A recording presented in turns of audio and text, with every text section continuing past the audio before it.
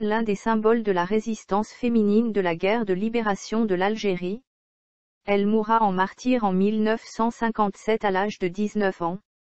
Hassiba Ben Bouali est née un 18 janvier de l'année 1938, à El Asnam, aujourd'hui Clef, d'un père médecin et d'une mère militante dans l'âme. Adolescente, menant des randonnées à travers le pays, elle découvre les déplorables conditions de vie des Algériens, notamment les paysans plongés dans la misère. Révoltée, elle rejoint l'Union générale des étudiants musulmans algériens. À la fin de l'année 1956, Hassiba intègre l'un des réseaux des Fidéaïnes d'Alger. Son groupe est chargé de la fabrication de bombes et de leur dépôt sur les lieux d'opération. Le dimanche 8 octobre 1957, elle se trouve au 5, rue des Abdr Ram en compagnie d'Ali Lapointe, du Petit Omar et de Hamid Bouhamidi. À la tombée de la nuit, les parachutistes français encerclent la maison et somment le groupe de se rendre. Face à leur refus, les assaillants font sauter les lieux. Hassiba Ben Bouali qui a 19 ans et demi, périt avec ses compagnons sous les décombres ainsi que 17 Algériens dont les maisons sont soufflées par l'explosion.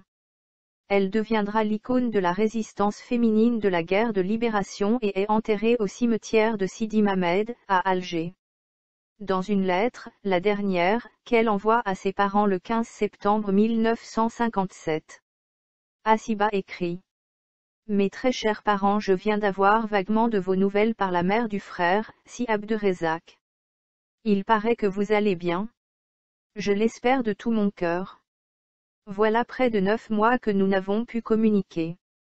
Je me faisais un mauvais sang de tous les diables.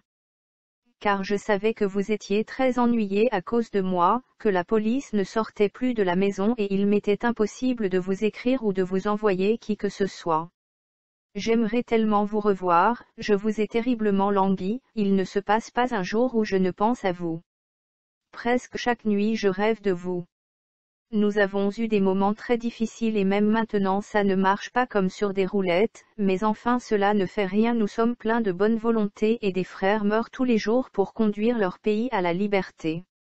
J'ai entendu que vous aviez déménagé, cela m'étonne, mais enfin c'est très possible, je serais bien curieuse de savoir où vous habitez maintenant et comment est votre nouvelle maison. Une chose pourtant m'ennuie, je ne peux plus vous imaginer vivre comme je le faisais avant.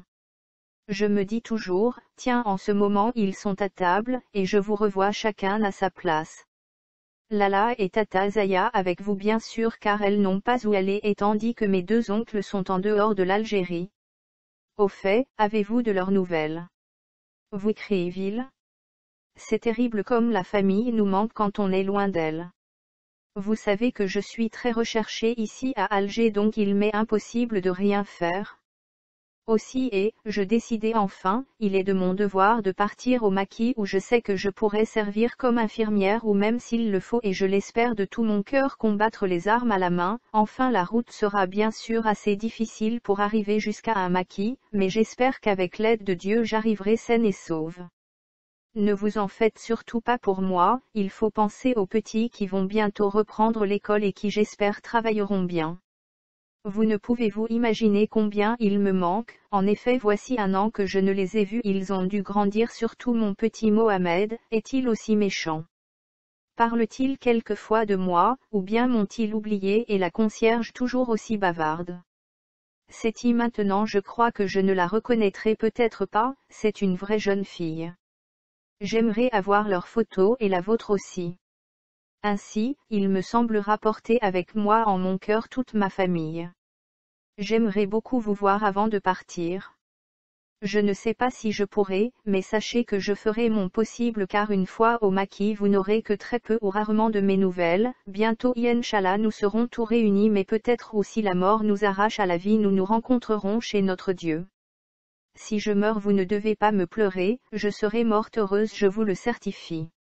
Enfin, il n'en est pas question, mais on ne sait jamais c'est si vite arrivé surtout dans la vie que je mène. Enfin, bref tâchez de m'indiquer une adresse sûre où je pourrais vous écrire il le faut absolument quant à vous répondez, moi par la personne qui vous apportera cette lettre.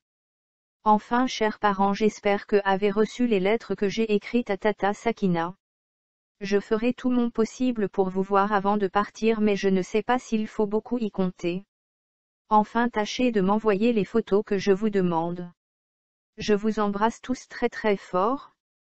Lala et Tata surtout, qui doivent beaucoup penser à leur petite fille, et vous mes parents adorés, il n'est pas de mots pour vous exprimer mon affection. 1000 baisers, votre fille qui vous aime, Asiba.